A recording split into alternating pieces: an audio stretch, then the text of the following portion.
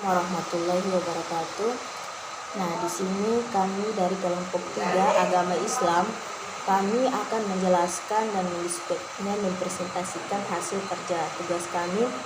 Nah, untuk tidak membuang waktu, langsung saja, dan sebelum masuk ke pembahasannya, saya ingin memperkenalkan anggota dari kelompok kami. Ketua Injar Nikal dan selaku pemateri ke-1, Firani Ngabalin selaku pemateri ke-2, Waode Harnita selaku pemateri ke-3. Ini saya Fitrara selaku pemateri ke-4, saya sendiri selaku moderator.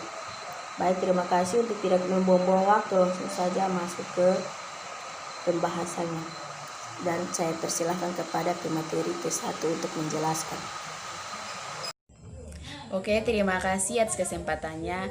Langsung saja saya akan membahas materi pertama, yaitu menjelaskan perbedaan ekonomi dalam Islam. Ekonomi dalam Islam adalah suatu ekonomi berdasar pada ketuhanan. Ada suatu perbedaan pokok di dalam perbandingan antara ekonomi Islam dan ekonomi konvensional, yaitu sebagai berikut. Perbedaan peroleh keuntungan dalam ekonomi konvensional. Tidak ada aturan yang mengekang mengenai bagaimana seseorang individu dapat memperoleh keuntungan. Hal ini berimplikasi bahwa setiap modal yang dimiliki oleh unit ekonomi, baik dalam bentuk uang ataupun yang lainnya, dapat digunakan untuk memaksimalkan keuntungannya.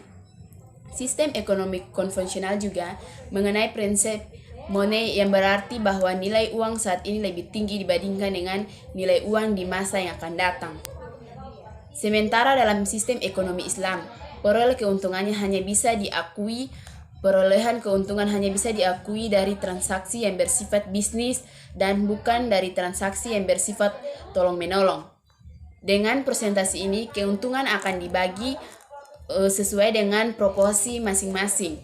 Pun ternyata mengalami kerugian ditanggung secara bersama-sama sesuai dengan akad perjanjiannya. Salah satu cara yang dapat dilakukan untuk mendorong perkembangan sistem ekonomi Islam di Indonesia adalah dengan menggunakan instrumen keuangan yang berdasarkan prinsip Islam, salah satunya melalui skema pembiayaan di Kazwa. Kazwa memiliki misi untuk membangun ekosistem pembiayaan syariah yang bebas riba, baik untuk pemberi dana ataupun para pengusaha. Kamu bisa mempelajari lebih lanjut di website Kazwa. Oke, langsung saja saya persilakan kepada materi yang kedua.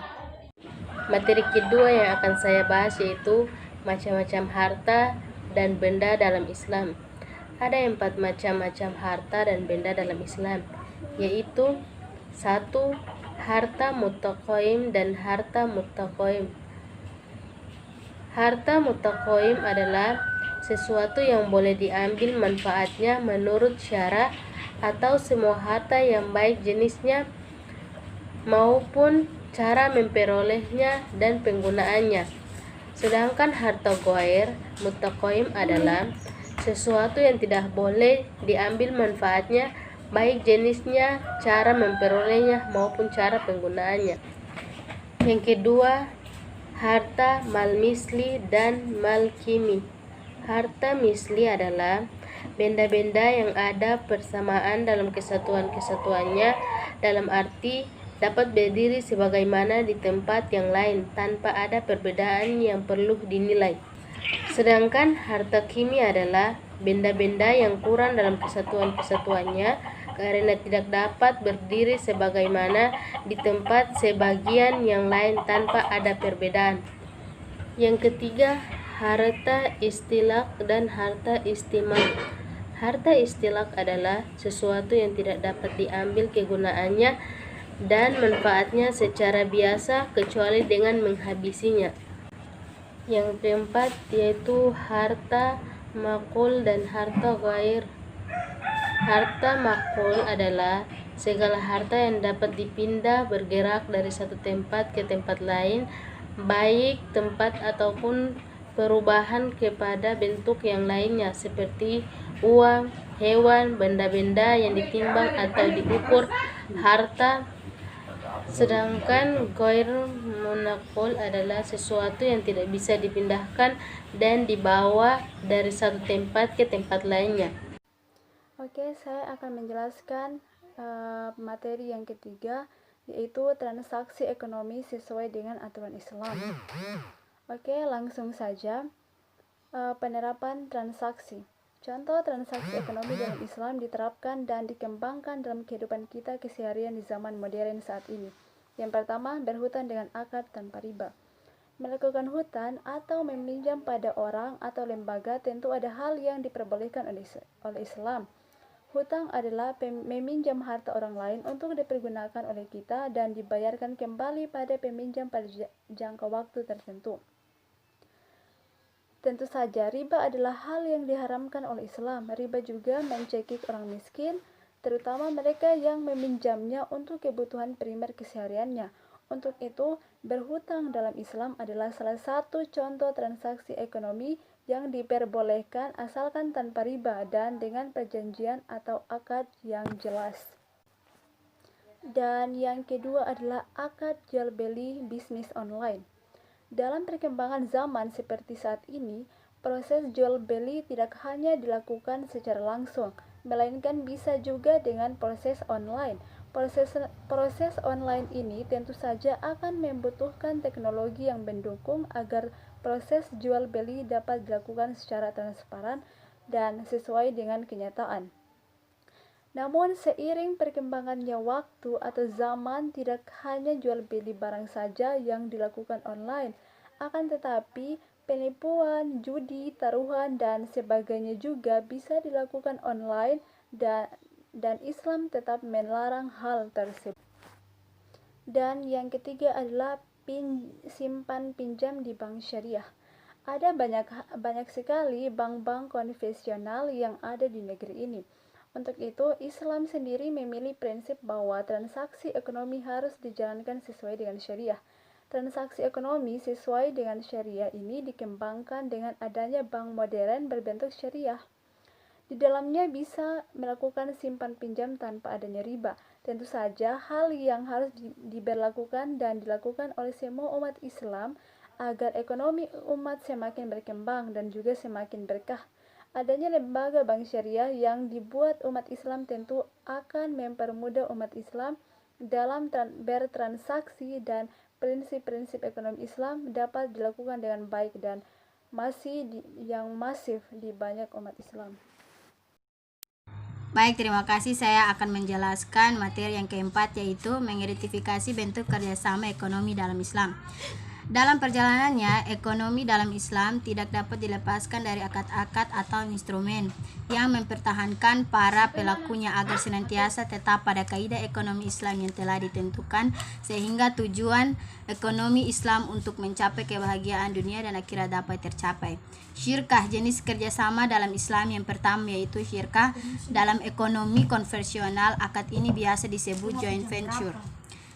Di antara lainnya ada 6 bagian, yaitu 1. Syirkah dalam arti bahasa adalah kerjasama, kongsi atau bersyarikat.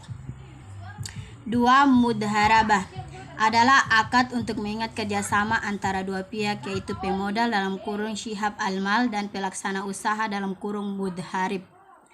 3. Jual beli dalam Islam dalam kurung bai al-murabahah. Murabahah adalah akad yang berlaku untuk mengikat penjual dan pembeli. Ada beberapa yang terdiri, yaitu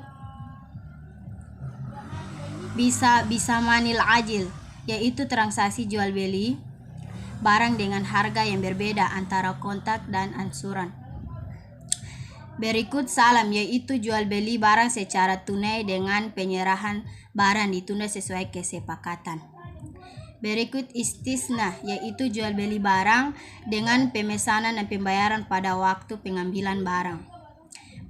Berikut istijar, yaitu jual beli antara pembeli dengan penyuplai barang. Berikut syarf, yaitu jual beli pertukaran mata uang antar negara.